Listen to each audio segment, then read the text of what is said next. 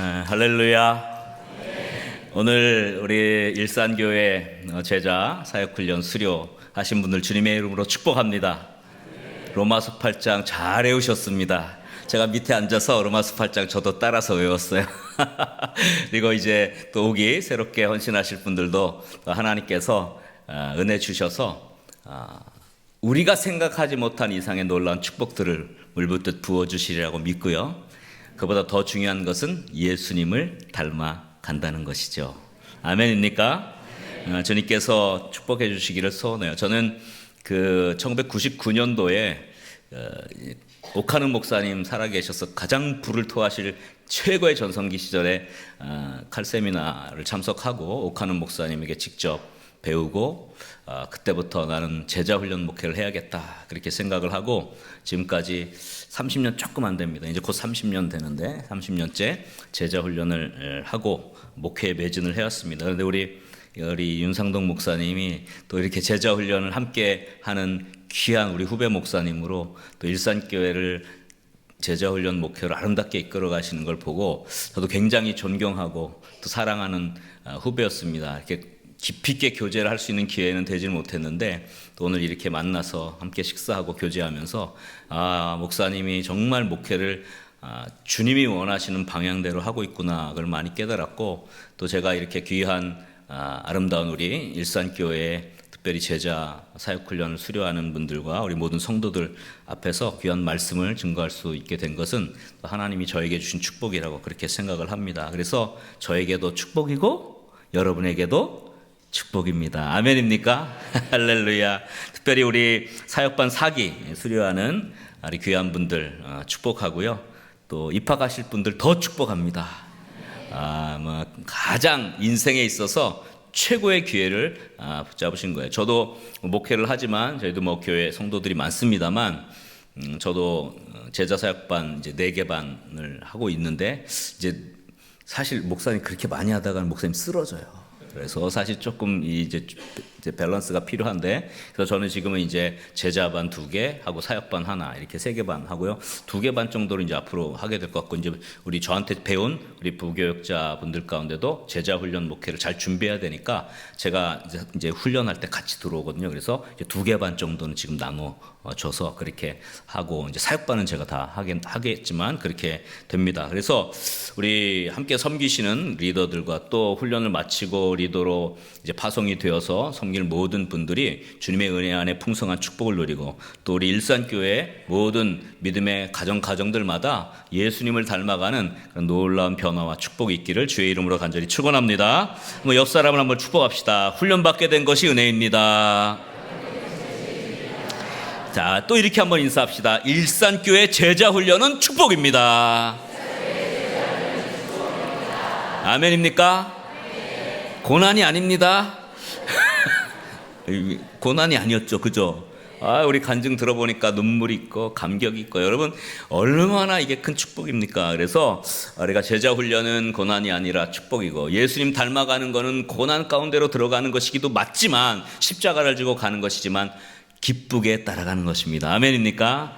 그런 은혜가 있었으면 좋겠습니다. 오늘 말씀 너무도 유명한 말씀이죠. 여러분 예수님이 공생애를 시작하시기 전에 사탄에게 3가지의 시험을 받으십니다. 예수님이 받으신 시험이 단순한 시험이 아닙니다. 이것은 온 인류를 대표해서 받은 시험입니다.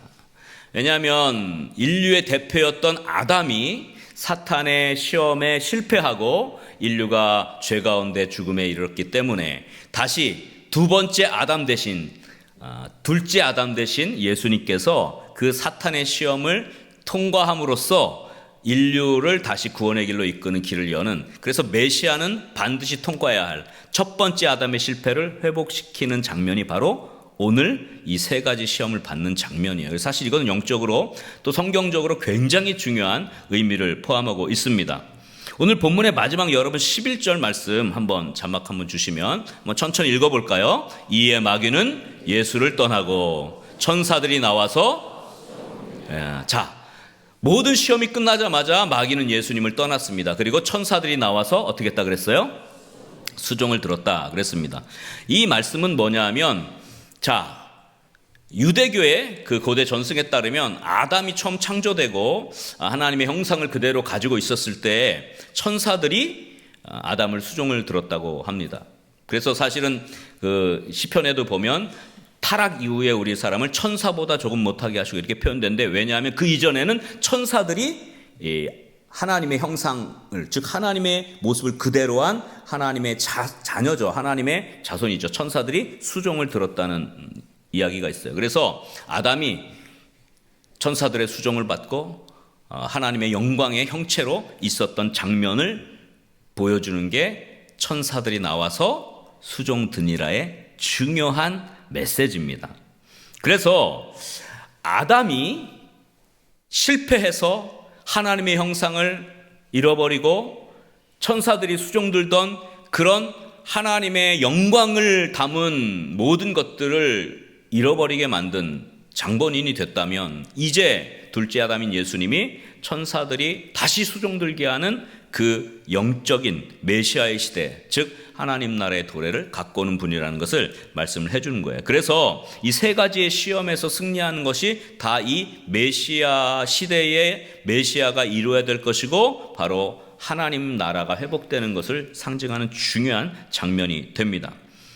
최초의 복음서로 인정되는 마가복음에는 이 세 가지가 자세히 언급되지 않고 간단하게 요약이 되어 있는데, 나왔죠. 마가복음 1장 12절 13절에 한번 천천히 읽어보겠습니다. 성령이 곧 예수를 광야로 몰아내신지라. 광야에서 40일을 계시면서 사탄에게 시험을 받으시며 들짐승과 함께 계시니 천사들이 수종들더라. 자, 여기에 세 가지 내용은 안 나오는데 자막 좀 띄워주세요. 40일을 계시면서 사탄에게 시험을 받았다는 내용만 나와요. 근데 여기서 강조하는 건 두 가지가 있습니다. 첫 번째는 뭐냐면 들짐승과 함께 계셨다. 그 다음에 천사들이 수종들었다. 이걸 강조하는 거예요. 마가복음이 원초복음이기 때문에 자세하게 기록되지 않았지만 이 시험의 본질이 뭐냐를 가르쳐준 거예요. 예수님께서 시험에서 승리하시고 난 이후에 나타난 놀라운 사건이 들짐승과 함께 계신 것이 더 추가되어 있죠. 천사들이 수종들었다는 것은 여러분 알지만, 들짐승과 함께 있었다는 건 뭡니까? 태초에 에덴 동산은 어땠어요? 짐승과 함께 있었죠. 사자들이 어린 양과 뛰놀고 독사걸에 손을 넣어도 물지 않고. 여러분, 이 여호와의 동산, 들짐승과 함께 계셨다는 것은 이 에덴의 회복을 말하는 굉장히 중요한 단서예요. 그래서 예수님께서 아담의 모든 실패를 회복시키셔서 에덴을 회복시키고 온전한 하나님 나라를 회복시키는 그 일을 이 세 가지 시험을 통과하면서 하나님의 나라를 이 땅으로 가져오신 분이라는 것을 표현하는 거예요. 자, 여러분, 제자 훈련을 왜 합니까? 자, 우리 제자 사역 훈련 마치신 분 같네. 누가 제자 훈련 여러분 왜 제자 훈련 왜 하셨어요? 목사님이 하라 그래서 했어요? 아니면 다 해야 될 것 같아서 했어요? 아니면 뭐 영적으로 어떻게 되기 위해서 했습니까? 다 필요하겠지만, 제자 훈련, 왜 제자 훈련이에요? 예수님의 제자가 되는 거예요. 제자 훈련을 왜 받습니까? 예수님처럼 되기 위해서, 작은 예수가 되기 위해서 우린 제자 훈련을 받는 거예요. 예수님을 닮아가기 위해서, 그리스도의 장성한 분량이 충만한 데까지 이르기 위해서 우리는 훈련을 받고 성장하는 거죠. 그러니까 우리가 예수님을 닮아가는 거예요. 여러분, 이 세 가지 시험은 모든 인류의 대표인 아담에게도 주어졌지만 예수님에게도 주어졌죠. 아담은 실패했고 예수님은 성공했는데, 우리가 예수님을 따라가는 예수님의 제자가 된다면 이 세 가지 시험을 여러분도 꼭 당합니다. 꼭 여러분의 삶에 이 세 가지 시험이 꼭 와요. 무조건 와요. 크리스천은 다 옵니다. 이걸 어떻게 이기느냐가 중요한데, 그 세 가지가 여러분의 삶의 지표가 되고 여러분들도 예수님처럼 승리해서 예수님답게 예수님의 제자로 살아가는 그런 은혜가 있기를 주의 이름으로 간절히 축원합니다. 자, 이제 한 가지씩 살펴보겠습니다. 자, 첫 번째는 돌로 떡을 만들라는 시험이에요. 자, 이 시험은 어떤 의미를 갖고 있느냐? 저 뒤편에 제가 써놨죠. 한번 저를 따라 합시다. 교만을 내려놓고 겸손의 훈련을 하라. 교만을 내려놓고 겸손의 훈련을 하는 것, 이것이 첫 번째 제자 훈련의 목표입니다. 예수님을 닮아가는 거죠. 이게 큰 시험일까? 돌로 떡 만드는 게 대단한 일일까? 그냥 단순하지 않습니다. 이스라엘에서 메시아가 어떤 사람이냐라는 많은 예언들이 있습니다. 근데 그 가운데서 이스라엘 백성들이 가장 중요하게 여겼던 예언 중에 하나가 신명기 18장 15절에 모세가 이후에 나와 같은 선지자를 하나님이 세우실 것이다라는 예언이 있어요. 그러니까 이스라엘 백성들은 메시아 시대에 모세가 이스라엘 백성을 광야로 인도하면서 어떻게 해요? 만나를 내려서 하늘의 떡을 먹였잖아요. 그래서 마지막 메시아 시대에는 제2의 모세가 나타나서 모세와 같은 선지자가 나타나서 우리를 구원할 것인데 그는 떡을 먹이는 존재야. 이게 이스라엘 백성이 믿었던 메시아 신앙이에요. 그래서 모세 때처럼 우리에게 하늘 양식을 줄 수 있는 하늘의 떡을 먹일 수 있는 그 사람이 나타날 거야 이렇게 믿었습니다. 근데 예수님께서 오병이어의 기적, 자그마한 도시락 하나로 5천 명을 먹이고도 12광줄이 남는 그런 놀라운 기적을 일으키시니까 사람들이 눈이 번쩍 띄었어요. 이분이야말로 메시아구나. 왜? 우리가 뭘 준 거예요? 떡을 준 거예요. 그래서 여러분 요한복음에 보면 오병이어의 기적을 일으킨 이후에 사람들의 반응이 나오는데 그게 억지로 임금을 삼으려 했다 이렇게 표현되어 있어요. 왜 그렇습니까? 떡을 만드는 분이기 때문에. 그래서 떡을 만든다는 거는요 그냥 단순히 배고픔을 해결하라 그런 수준의 문제가 아니라 너가 메시아임을 나타내고 증명해라 그겁니다. 이것이 굉장히 중요한 거예요. 그런데 여기에는 하나의 사탄의 장치가 있습니다. 그래서 한번 거기 마태복음 4장 오늘 본문 3절 말씀을 한번 이렇게 보면 좋겠습니다. 자, 시험하는 자가 예수께 나와 이르되 그다음에 뭐라 그랬어요? 내가 만일 하나님의 아들이거든 명하여 이 돌들로 떡덩이가 되게 하라. 여기 중요한 이야기가 나와요. 네가 만일 하나님의 아들이거든 이렇게 했어요.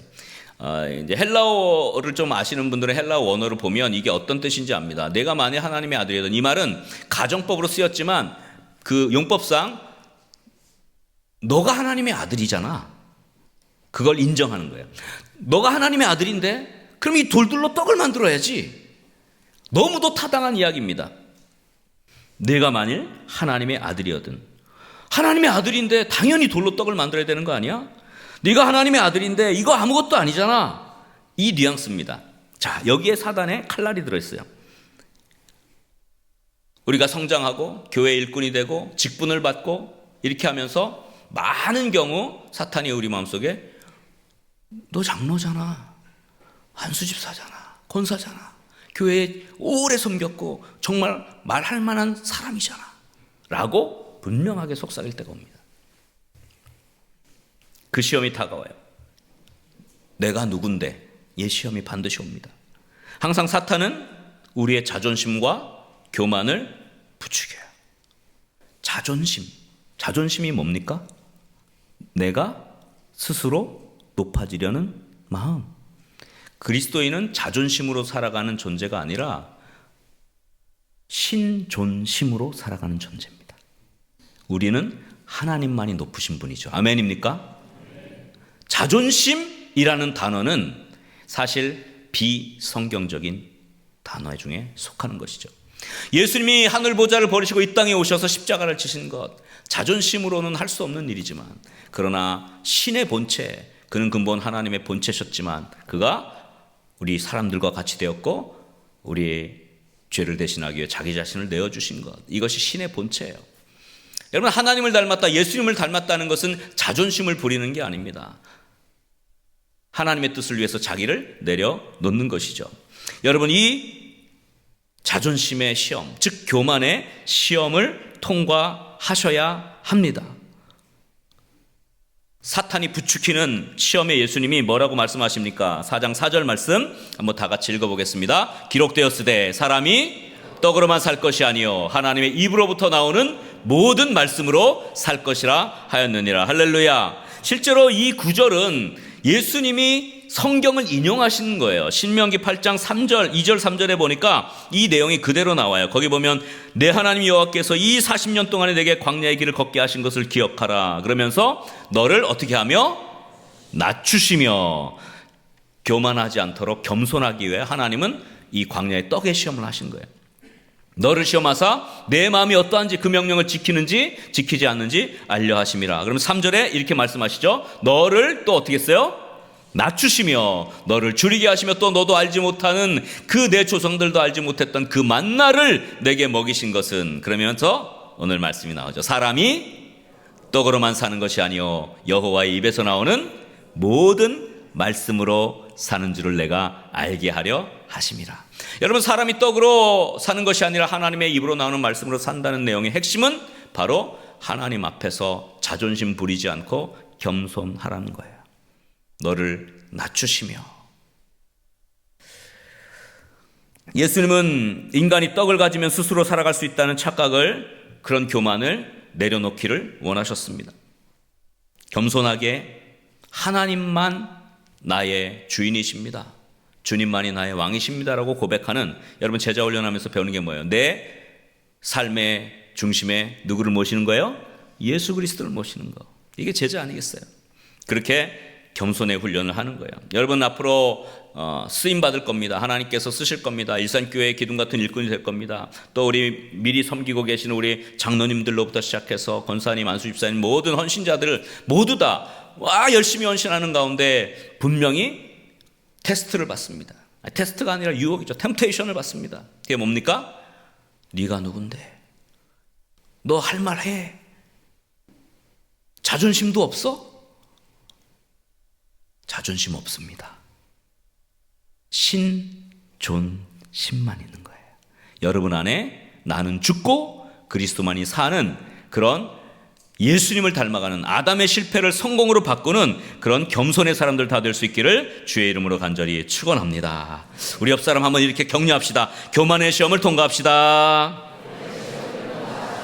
겸손의 훈련으로 영적 성장합시다. 할렐루야. 자, 두 번째 시험도 통과하면 좋겠습니다. 두 번째, 사탄이 예수님을 시험하는데 성전 꼭대기로 데리고 가서 거기서 뛰어내리라고 그렇게 시험을 합니다. 이 시험은 어떤 의미를 담고 있느냐? 한번 저를 따라 합시다. 논리를 내려놓고 순종의 훈련을 하라. 네, 우리가 가지고 있는 논리를 내려놓고 순종할 수 있는지를 우리는 훈련하는 것입니다. 하나님께서 우리에게 원하는 것은 순종이죠. 이스라엘의 첫 왕이었던 사울의 실패는 불순종 때문에 일어났습니다.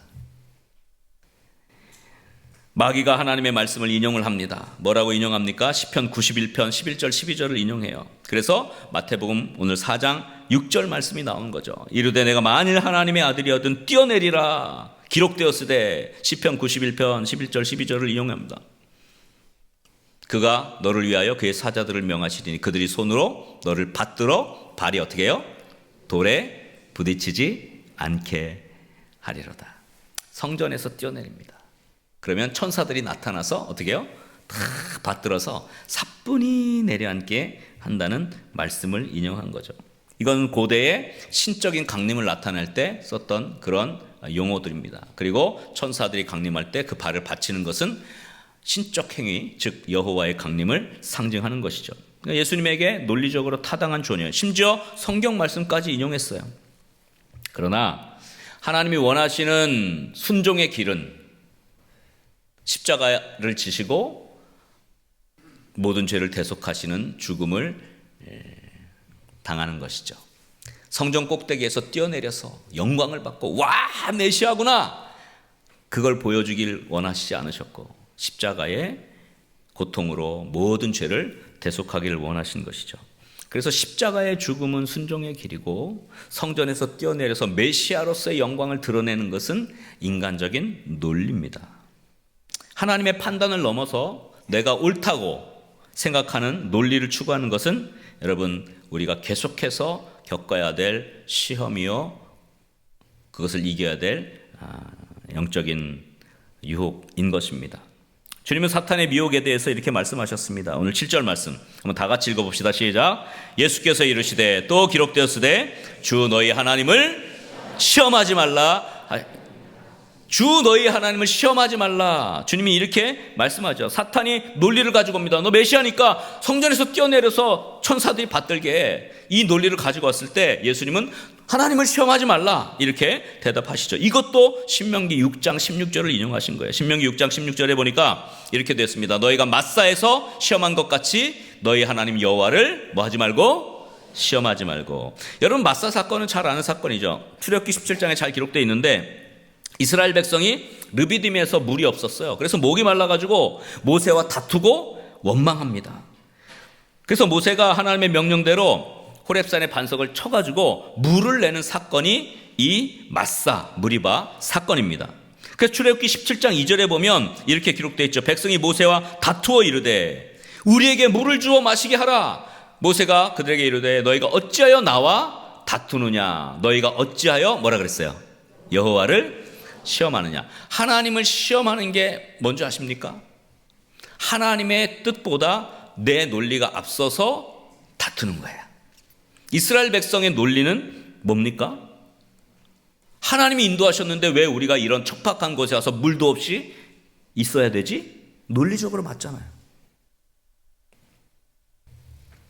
출애굽기 17장 17장 7절 말씀, 결론입니다. 결론. 그가 그곳 이름을 마사 또는 무리바라 불렀으니 이는 이스라엘 자손이 다퉜으며 또는 그들이 어떻게 해요? 여호와를 시험하여 이르기를. 자, 중요한 말씀이 나옵니다. 뭐라 그랬어요? 여호와께서 우리 중에 계신가 안 계신가 하였음이더라. 이스라엘 백성은 논리로 계산했는데 하나님이 우리를 출애굽시켜서 약속의 땅에 가게 했다는데 왜 가는 길에 물도 없고 이렇게 척박하지? 왜 우리가 이 고생을 해야 돼? 하나님이 인도하시는 게 맞는가 안 맞는가를 의심한 거예요. 여러분, 그게 하나님을 시험하는 것입니다.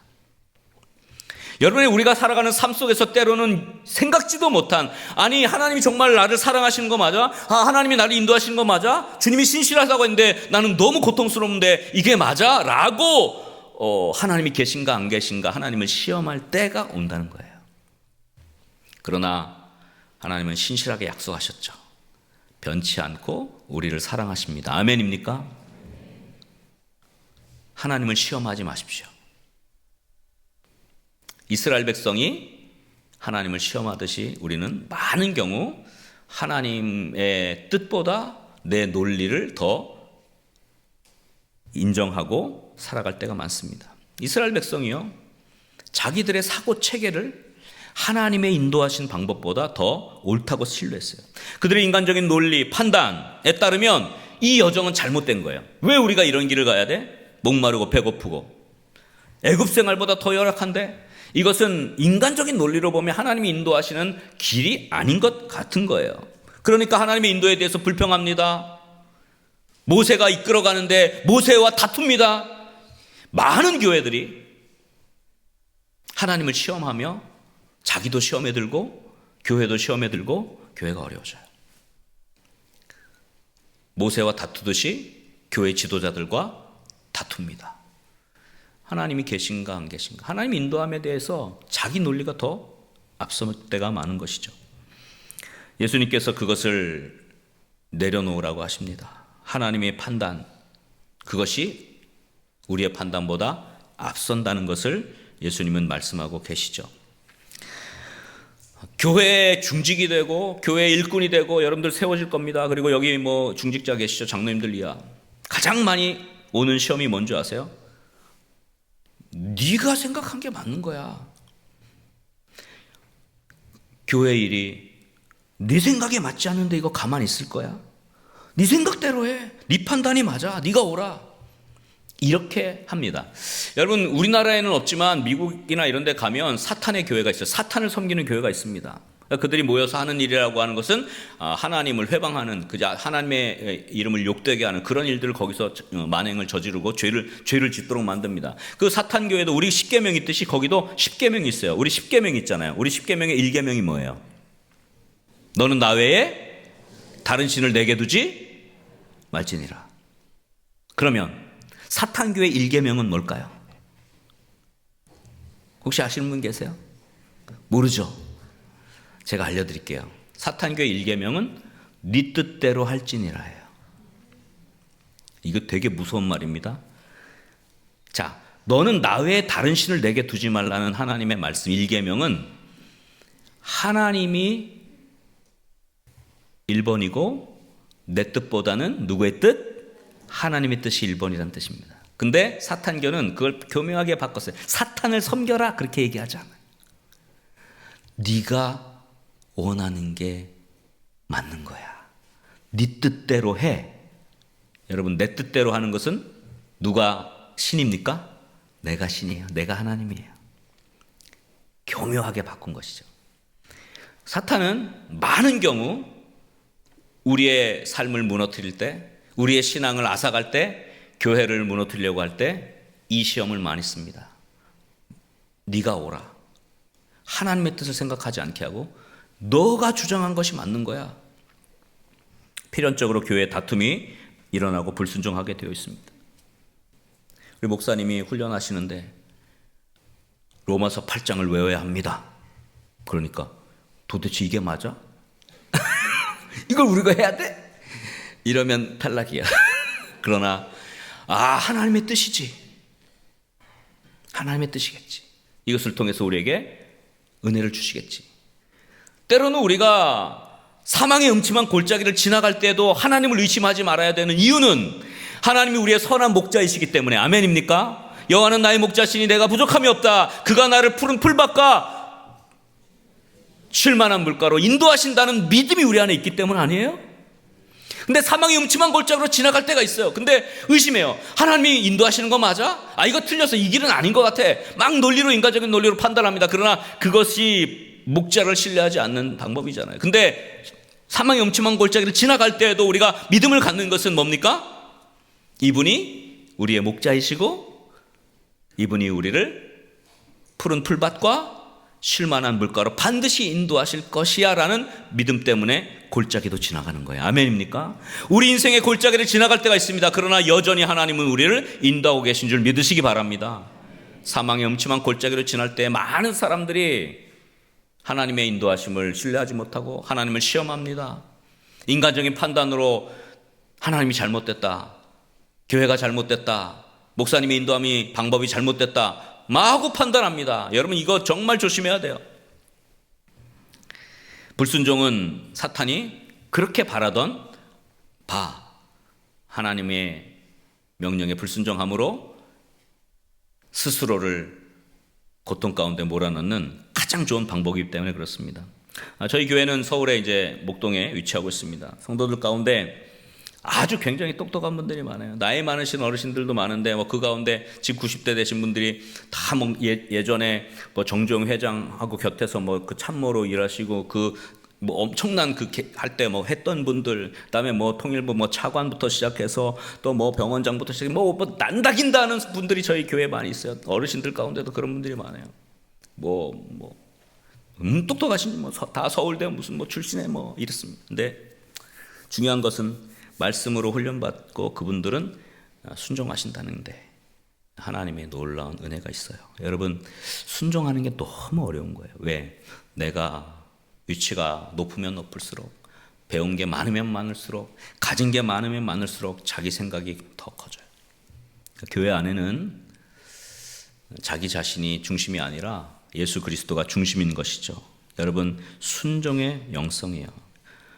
다 논리가 있어요. 여러분, 아이들도 논리가 있어요. 저도 자녀가 셋이 있어요. 딸이 셋인데 우리 목사님도 딸이 세 분이시다고요. 행복합니다. 딸 셋은 행복해.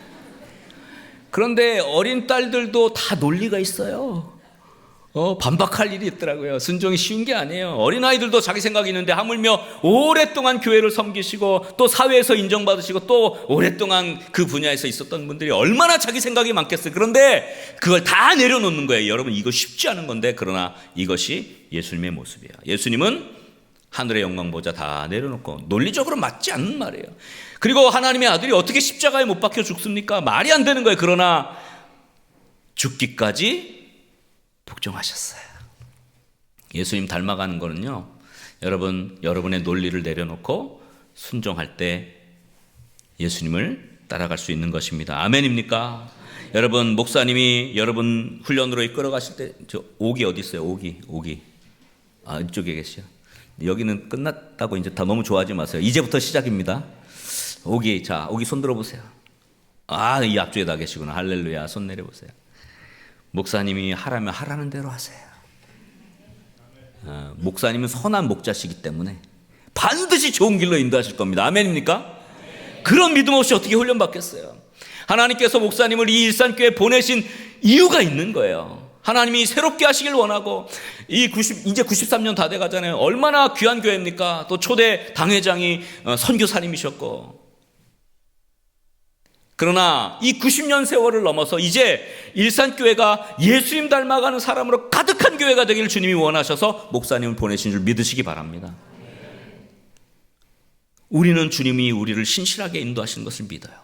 여러분, 하나님을 시험하지 마십시오. 여러분의 논리와 판단력을 앞세우지 마십시오. 그러나 순종하면 하나님이 가장 좋은 길로 인도하실 줄 믿으시기 바랍니다. 그래서 여러분, 예수님을 닮은 순종의 사람으로 거듭나는 축복이 있기를 주의 이름으로 간절히 축원합니다. 우리 옆 사람 한번 이렇게 축복합시다. 논리의 시험을 통과합시다.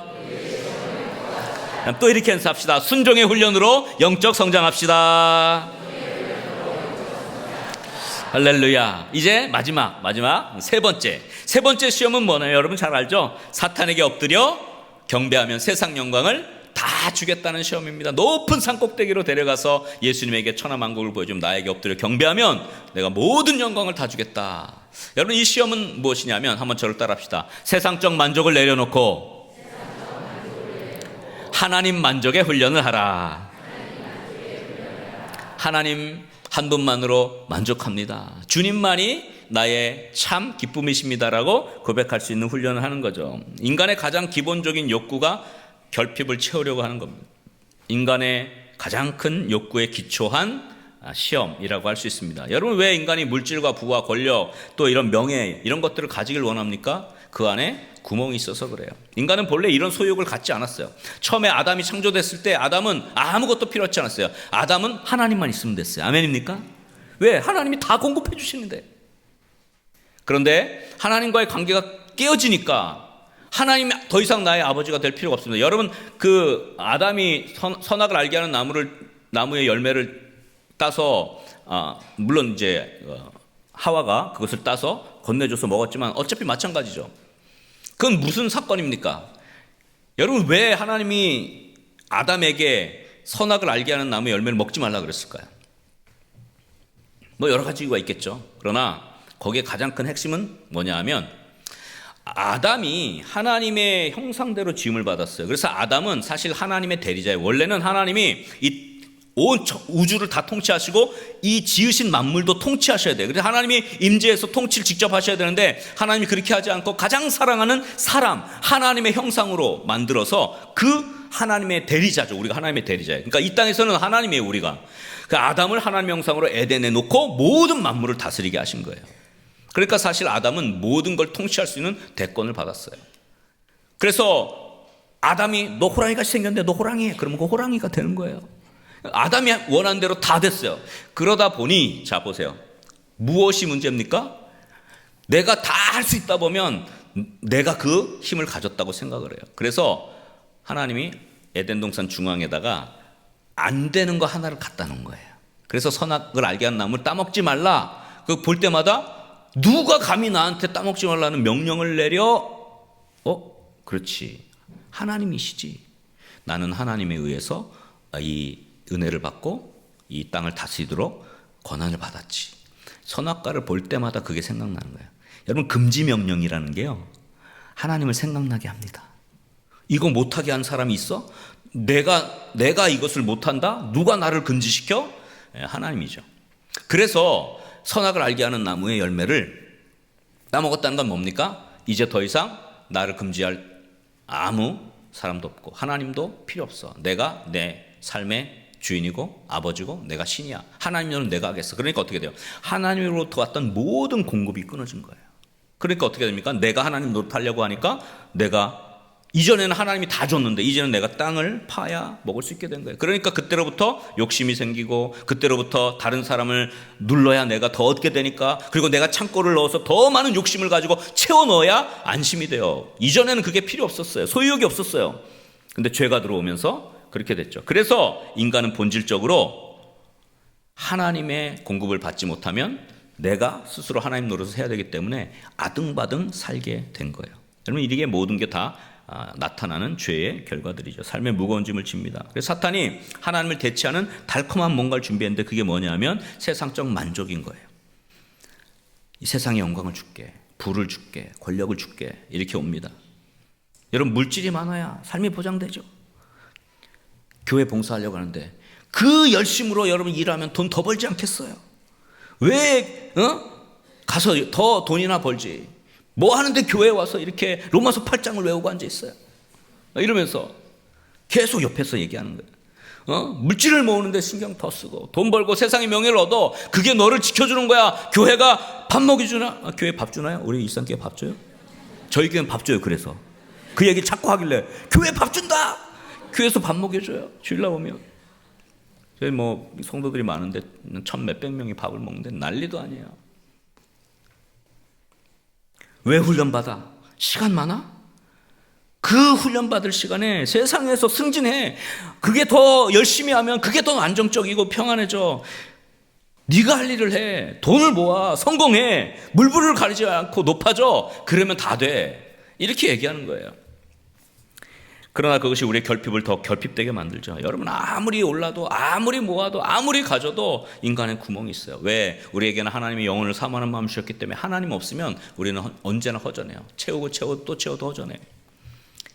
두려움도 사라지지 않습니다. 그러나 우리가 하나님을 모시게 되면 우리 인생의 모든 염려와 두려움이 사라져요. 왜? 하나님이 무한 공급해 주실 것이기 때문에 그렇습니다. 아멘입니까? 여러분 그래서 참 크리스찬이 필요한 거는요 세상적인 것들이 아닙니다. 세상적 만족이 아닙니다. 이것이 최우선순위가 아닙니다. 최우선순위는 하나님이죠. 영혼이 잘 돼야 범사가 잘 되고 강건한 줄 믿으시기 바랍니다. 그래서 우리는 한 분만 필요해요. 하나님만 있으면 다 해결되는 겁니다. 아멘입니까? 하나님 자신이죠. 물질도 필요하죠. 물론 또 직장생활 잘하는 것도 필요하죠. 사업장에 어떤 것도 필요하죠. 그러나 그것이 나를 온전하게 만족시켜줄 수는 없는 것입니다. 사탄님이 예수님을 시험합니다. 나에게 경배해. 모든 물질을 다 줄게. 모든 영광을 줄게. 부귀와 영화를 줄게. 그러나 예수님이 물리칩니다. 오늘 10절 말씀 한번 다 같이 읽어봅시다. 10절 다 같이. 이에 예수께서 말씀하시되 사탄아 물러가라. 기록되었으되 주 너희 하나님께 경배하고 다만 그를 섬기라 하였느니라. 아멘입니까? 여러분 이 말씀도 예수님이 신명기 6장 10절을 인용한 거예요. 신명기 6장 10절 이하에 보면 이런 기록이 있습니다. 13절 말씀이죠. 13절 말씀 보니까 내 하나님 여호와를 경외하며 그를 섬기며 그의 이름으로 맹세할 것이니라. 신명기 16장에 나온 이 내용을 예수님께서 그대로 가져왔어요. 근데 여러분 이 신명기 6장 13절 이 배경이 그 신명기 전체 6장 10절부터 쭉 읽어보면 어떤 배경에서 나왔는지 예수님이 왜 이걸 인용했는지를 알 수가 있는데요. 10절 말씀에 보니까 이렇게 됐어요. 내 하나님 여호와께서 내 조상 아브라함과 이삭과 야곱을 향하여 내게 주리라 맹세하신 땅으로 너를 들어가게 하시고 내가 건축하지 아니한 크고 아름다운 성읍을 얻게 하시며 내가 채우지 아니한 아름다운 물건이 가득한 집을 얻게 하시며 내가 파지 아니한 우물을 차지하게 하시며 내가 심지 아니한 포도원과 감람나무를 차지하게 하사 내게 배불리 먹게 하실 때에 중요한 말씀이죠. 너는 어떻게 해요? 조심하여. 너는 조심하여. 너를 애굽 땅 종되었던 집에서 인도해 내신 여호와를 어떻게 해요? 잊지 말고. 그 다음에 마지막 13절 한번 다 같이 읽겠습니다. 내 하나님 여호와를 경외하며 그를 섬기며 그의 이름으로 맹세할 것이니라. 할렐루야. 주 너희 하나님만 섬기라는 말씀은 너가 잘 될 때 하나님을 잊지 말아라 그 뜻입니다. 많은 경우 세상적인 대단한 것을 가져서 하나님을 잃어버리는 경우가 많습니다. 오직 하나님만 너희의 필요자시고 오직 하나님만이 너의 삶의 근원이야. 근데 사탄은 그것을 기억하지 못하게 만들죠. 물질이 너를 지켜줄 거야. 무슨 일이 있어도 사회적으로 성공해. 돈을 많이 벌어. 그게 내 삶을 보장해줘. 세상적인 만족에 우리의 마음을 뺏기게 하고 하나님을 잊어버리게 합니다. 여러분 이런 일들이 우리의 삶에 계속될 겁니다. 유혹이 있을 겁니다. 정신을 바짝 차리고 여러분 하나님을 붙들 수 있기를 주의 이름으로 간절히 축원합니다.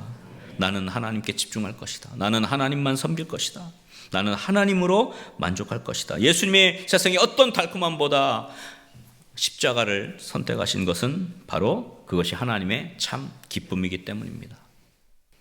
오늘 제자 훈련을 선택하신 여러분 잘하셨습니다. 하나님의 기쁨이 되신 것입니다. 우리가 자녀들한테 많이 그 정도로 교회 가서 봉사할 때 공부했으면 서울대 다 갔겠다. 맨날 그 얘기하잖아요. 그 정도로 제자 훈련 받고 로마서 8장 맨날 암송하고 큐티하고 숙지하고 그렇게 열심히 직장 생활했으면 사장 됐겠어. 그런 얘기합니다만, 그러나 여러분 그게 중요한 게, 여러분 그 과정을 통해서 여러분은 더 예수님을 닮아가고 하나님의 기쁨이 되는 것입니다. 여러분에게 유일한 기쁨의 원천이 뭡니까? 하나님입니다. 하나님 말고 다른 것에서 우리가 어떤 기쁨을 얻는들 그것이 우리를 만족시키겠습니까? 그런 건 없어요. 여러분, 하나님만으로 만족할 수 있는 저와 여러분 될 수 있기를 주의 이름으로 간절히 축원합니다.